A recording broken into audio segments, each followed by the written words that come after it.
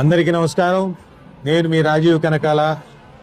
ఈరోజు కోనసీమైన తిరుమలలో బాడపల్లిలో శ్రీ వెంకటేశ్వర స్వామిని దర్శించుకోవడానికి నాకు భాగ్యం కలిగింది. అది కూడా మా వెంకటరెడ్డి గారి దయ వల్ల. అంతకుముందు వాడపల్లి గురించి విన్నాను, కానీ ఈరోజు వెంకటరెడ్డి గారు ప్రత్యేకంగా ఏం చెప్పారంటే, మీకు వీలైతే వెళ్ళి దర్శనం చేసుకోండి అన్నారు. ఆయన ఏంటి, ఈరోజే దిగాను కదా, ఇంత ప్రత్యేకంగా చెప్తున్నారు ఏంటని. సోమవారం మంచిది, కార్తీక మాసంలో వచ్చి దర్శనం చేసుకోండి అన్నారు. ఇక్కడికి వచ్చిన తర్వాత పూజారి గారు చెప్పారు, దేవుడి తాలూకు విలువ ఏంటంటే, మిగతా చోట్లంతా వెంకటేశ్వర స్వామి ఆయనంతగా ఆయన వెలిసారు. ఇక్కడ ఎర్రచందనంతో ఉన్న వెంకటేశ్వర స్వామి, పైగా ఇంకెక్కడ వెంకటేశ్వర స్వామికి గద ఉండదు, ఇక్కడ మాత్రం గద ఉంది. భూదేవి శ్రీదేవి సమేత వెంకటేశ్వర స్వామి ఇక్కడ వెలిసి ఉన్నాడు. పైగా ఇక్కడ ఒక నమ్మకం మాత్రమే కాదు, అవన్నీ జరిగాయంట. 7 వారాలు గనక వెంకటేశ్వర స్వామిని నమ్ముకొని ఏదైనా కోరిక మనసులో అనుకొని 7 వారాలు మీరు దర్శనం చేసుకుంటే అది ఖచ్చితంగా తీరుతుంది అని ఒక నానుడి. ఆ నానుడి చాలా మందికి తీరడంతో చాలా మంది వాడపల్లికి ఆల్మోస్ట్ ప్రతి శనివారం 70-80 వేల మంది భక్తులు రావడం జరుగుతుంది. ఇక్కడ విన్న తర్వాత నాకు ఆశ్చర్యం కలిగింది. అండ్ నేను కూడా డెఫినెట్ గా ఇక్కడికి వచ్చిన తర్వాత నేనేవో కోరుకున్నాను నా మనసులో.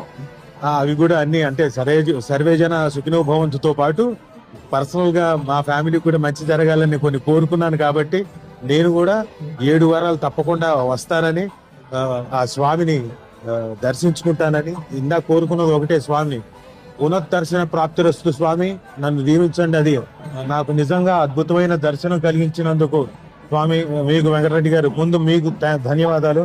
తర్వాత గుడి పూజారులందరికీ, గుడి స్టాఫ్ అందరికీ, అలాగే అంత ఈఓ గారికి, అలాగే మొత్తం వాడపల్లి జనాలందరికీ నమస్కారం.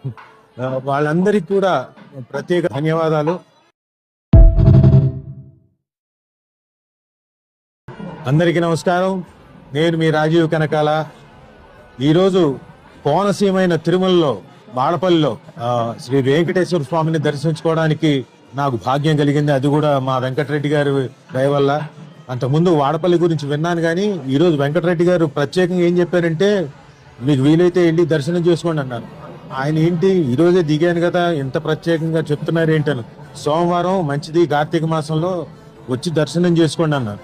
ఇక్కడికి వచ్చిన తర్వాత పూజారి గారు చెప్పారు, దేవుడి తాలూకు విలువ ఏంటంటే, మిగతా చోట్లంతా వెంకటేశ్వర స్వామి ఆయనంతగా ఆయన వెలిసారు. ఇక్కడ ఎర్రచందనంతో ఉన్న వెంకటేశ్వర స్వామి, పైగా ఇంకెక్కడ వెంకటేశ్వర స్వామికి గద ఉండదు, ఇక్కడ మాత్రం గద ఉంది. భూదేవి శ్రీదేవి సమేత వెంకటేశ్వర స్వామి ఇక్కడ వెలిసి ఉన్నాడు. పైగా ఇక్కడ ఒక నమ్మకం మాత్రమే కాదు, అవన్నీ జరిగాయంట. 7